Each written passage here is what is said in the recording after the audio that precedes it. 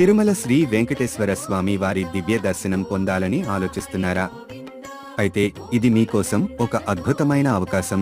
September 2025 నెలకు సంబంధించి 300 రూపాయలు ప్రత్యేక ప్రవేశ దర్శన టిక్కెట్లు జూన్ 24, 2025 ఉదయం 10 గంటల నుండి బుకింగ్కు అందుబాటులో ఉంటాయి.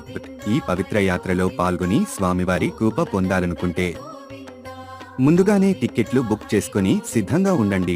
ఈ దర్శనానికి చాలా మంది భక్తులు ఎదురుచూస్తున్నారు కాబట్టి టిక్కెట్లు త్వరగా పూర్తయ్యే అవకాశం ఉంది.